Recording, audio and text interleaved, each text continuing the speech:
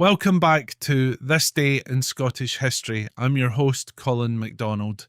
Today, we're travelling back to November 10th, 1871 to witness one of the most famous encounters in exploration history, the meeting of Dr. David Livingstone, the legendary Scottish explorer, and Henry Morton Stanley, the determined American journalist. This was the day when, after years of silence, the elusive Dr. Livingstone was found in Ujiji, a small village near Lake Tanganyika. Stanley's greeting, Dr. Livingstone, I presume, has echoed through time as one of history's most iconic phrases, symbolizing discovery, endurance, and the relentless quest for knowledge. Dr. Livingstone's journey to this point began in Blantyre, Scotland, where he was born in 1813. Raised in poverty, he began working in a cotton mill at the age of 10, but his life was transformed by an insatiable curiosity and a deep Christian faith. Driven by a sense of purpose, he studied medicine and theology in Glasgow and in 1841 travelled to southern Africa as a missionary and physician with the London Missionary Society. But Livingstone's mission was far greater than preaching the gospel. He sought to bring an end to the East African slave trade and to explore the vast, uncharted regions of Africa, whose landscapes and peoples were virtually unknown to the Western world at the time. Over 3 decades, Livingstone journeyed thousands of miles through deserts, rainforests, and along rivers, discovering landmarks such as the Zambezi River and the great Mosi-oa-Tunya waterfall, which he famously renamed Victoria Falls. As he ventured into remote territories, Livingstone developed a reputation as a compassionate figure among local tribes. He saw his expeditions as not only scientific and geographical, but also moral. His hope was to chart new routes that would open up legitimate trade in Africa, ultimately offering an alternative to the slave trade and improving lives across the continent.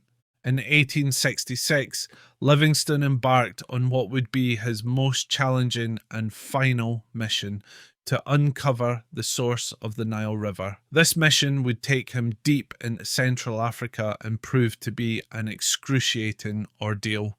Livingstone suffered from tropical diseases, a scarcity of supplies, and the occasional hostility of the local environment. As months turned into years, without any word from him, speculation about his fate grew. His last dispatches had reached the coast in 1867, after which he was presumed lost or even dead. Yet many held out hope, knowing his tenacity and resilience. Halfway around the world, an American newspaper, the New York Herald, was intrigued by the mystery and sent one of its star journalists, Henry Morton Stanley, to find the famous explorer. After 2 years of hardship and perseverance, Stanley finally reached Ujiji on the shores of Lake Tanganyika on November 10th, 1871. There, to his astonishment, he found the elusive Dr. Livingstone. According to Stanley's accounts, his first words to Livingstone were, "Dr. Livingstone, I presume." This courteous but somewhat humorous greeting was made all the more memorable by the fact that in this remote African village, there was no other European in sight. Their meeting lasted several months as Stanley tended to Livingstone's failing health and listened to his accounts of the horrors of the slave trade and his unshaken resolve to combat it. Despite Stanley's pleas, Livingstone refused to return to Britain.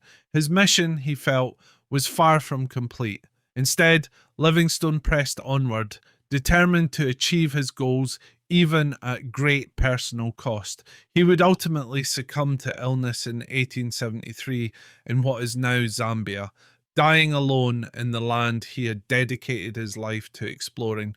Livingstone's remains were returned to Britain and buried in Westminster Abbey, yet his legacy extended far beyond his final resting place. His efforts to end the slave trade, along with his belief in Africa's potential for Christianity, commerce, and civilization, inspired generations of explorers, missionaries, and reformers. While his views aligned with Britain's imperial goals, Livingstone differed by fostering deep respect for African communities and advocating for change based on partnership rather than conquest.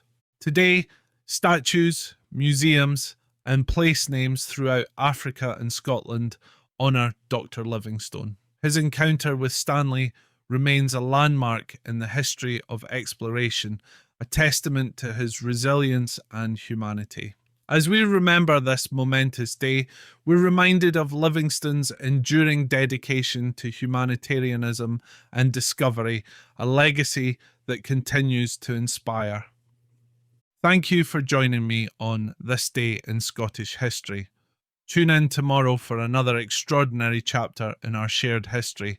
I'm Colin MacDonald. Haste ye back.